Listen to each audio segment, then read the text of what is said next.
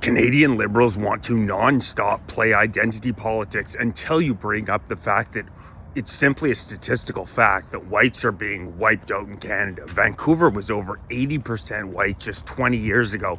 Now it's under 40%. Across Canada, the number of white Canadians is diminishing at a pace that we are not seeing across the Western world, except maybe the UK. And the UK is the only G7 country that has more extreme immigration policies. Why is it that the left wing, the woke ideologues, are willing to bring race and gender into absolutely every discussion? They make it really the nexus of their entire worldview. Yet if you bring up the fact that whites are statistically at a rate we haven't seen in centuries, certainly in the first world, getting wiped off the planet from Canada, you are deemed some sort of a demagogue or a racist. You're allowed to play the race game unless it comes to whites in Canada. It's quite interesting when you bring up the fact that the share of whites in this country has absolutely plummeted, particularly in the past decade with Liberal policies.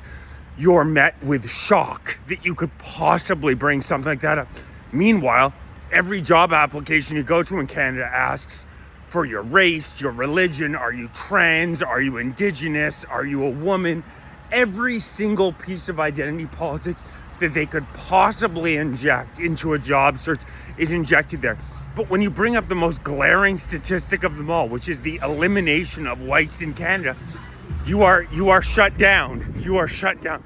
It's quite an interesting proposition. And what's leading to this elimination? It's really quite simple. In 2025, for example, under Justin Trudeau, we allowed 8 million people into the country. 8 million people in a decade.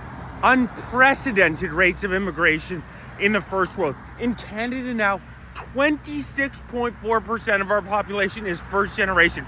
More than 1 in 4 Canadians are a first generation Canadian. Again, unprecedented in the Western world outside potentially the UK. Over 1 in 4 Canadians are first generation Canadians. Over 50% are second generation Canadians. We allowed 8 million people into the country in a decade. And Mark Carney gets elected. The country has never been more anti-immigration than it is right now. Our economy, for those who aren't aware, the Canadian economy is in total tatters. They claim the unemployment rate is 7.1%, which would be the second highest in the G7. In all likelihood, considering people who have dropped out of job searches whatsoever, it's higher than that. Youth male unemployment rate is a shocking 22%. And everybody agreed up until 10 years ago. Liberals would steadfastly tell you, oh yeah, immigration is terrible economically for the native population.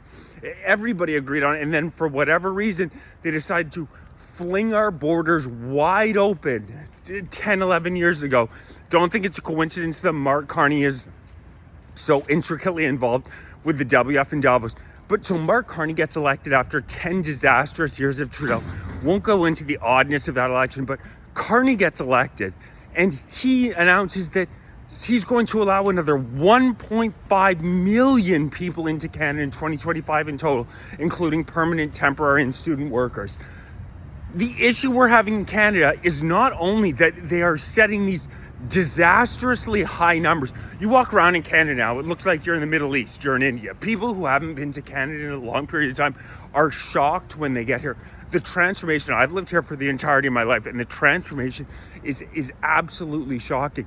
But Carney sets these huge targets. He set a target of 663,000 temporary foreign workers to come into the country in 2025, a massive number. And the issue is, Michelle Remner, who's a great Conservative MP, yesterday in the House of Commons was questioning one of the senior officials on immigration. By the way, what a bunch of morons they have. It's a guy with a turban on who takes 2 minutes to answer every question. It looks like he's typing it into ChatGPT or something. Does not seem like we have the best and brightest working in our government. We are already over 100,000 people over that massive 663,000 number of temporary residents. And unfortunately, it's technically not illegal. It's immoral for the government to do this, but it's not illegal. Unlike Mark Carney getting up there and shilling on stage for GE Hitachi, a company that he is directly invested in, at a $2 billion announcement for so-called clean energy, which is blatantly illegal. But of course, our bought and paid corporate media doesn't mention anything about the fact that Carney is just going out and blatantly ignoring the Conflict of Interest Act. Total embarrassment. It's not illegal for them to allow more people in.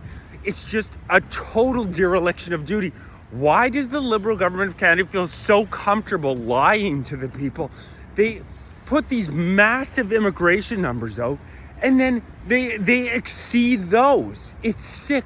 Why are they so hell-bent on destroying life for everyday Canadians? It makes no sense to me that the hatred that they must have in their heart for normal working class Canadians, I can't even imagine. They try to paint themselves as this veneer of empathy, the woke ideologues who just want the best for the underserved. But nobody, certainly no first world country, has seen a drop in standard of living like Canadians have. And not to mention the cultural impact that such rapid demographic shifts have on your country, which is undeniable. But economically, we are an absolute disaster in Canada. Go look at a housing chart of housing in Canada. Both rental and purchase prices since Trudeau got elected in 2015 have skyrocketed up, and that's largely due to letting so many damn people in the country.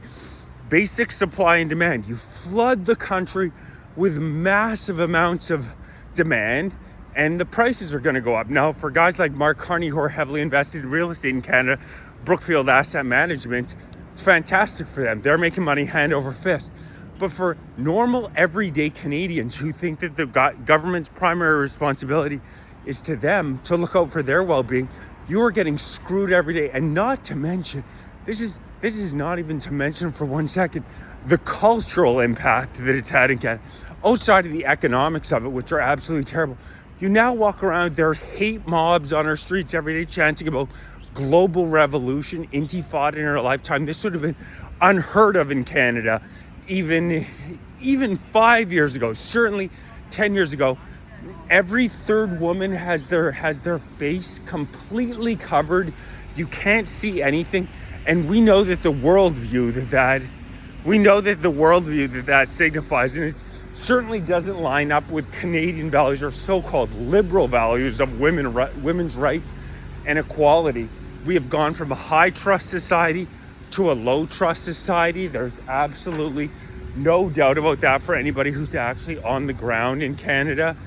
The change is absolutely jarring, and they continue to exceed these massive immigration numbers they put out. 663,000. Why do we need to be allowing 663,000 temporary foreign workers into the country when we have the second highest unemployment rate in the G7?